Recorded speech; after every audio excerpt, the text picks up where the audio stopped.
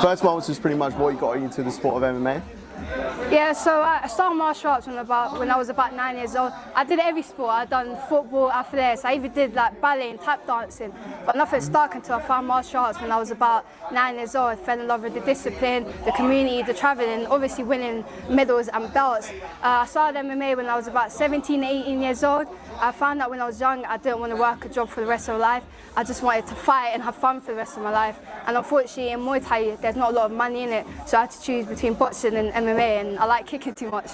Did you initially start off in Muay Thai? Yeah, I started off Muay Thai when I was 9, had 100+ Muay Thai fights, a veteran in Muay Thai. Sick. So I see your nickname is the Nightmare. Is there any sort of story behind it of where you got it from? Yeah, so the Nightmare was my older brother figure's, Jared Shepard's name. He was a really big figure for me when I was young, when I was 18, coming into MMA sports. He was like my older brother. But unfortunately, he passed away young. He passed away when he was about 30 years old. I was actually at his birthday party. Unfortunately, he got murdered. We had the same dream. Unfortunately, he didn't get to fulfill his dream, so I want to carry on his name to be UFC champion. When it comes to looking back at your fights, is there a personal favourite so far? Every single one of my fights is a classic. Every single one of my fights is exciting. There's always like a sick picture or highlight reel every single one of my fights. So there's no one fight that stands out for me. It'll probably be my last fight. Then after I do my next fight, it'll be that fight, and next fight will be that fight. So yeah, I'm growing every single time. Hopefully the first one of the debut. Yeah, Knockout, March 21st are going to be the best fight and the best day of my life. Perfect. So you fought both in PFL Europe and Dana White Contender Series. Is there anything you could take from those experiences that's sort of like preparing you for the UFC mentally and physically? Yeah, so I fought in quite a big promotion before to get signed to UFC.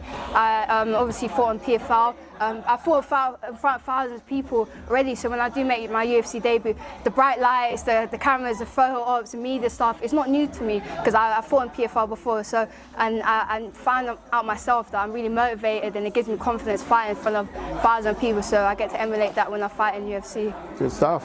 Right, last two questions here. So outside the cage, is there anything that would surprise fight fans about you?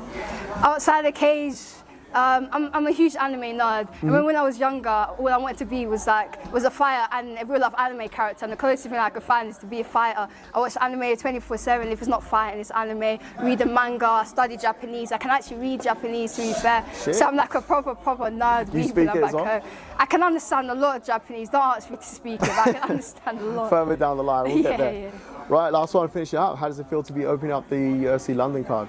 It feels amazing opening up the UFC London card. I went to the last 5 UFC Londons, and remember every single time I go there, I'm going to make my UFC debut in UFC London, and for it to actually come to fruition, it's unreal. It's just, the stars are aligning for me. I'm so excited.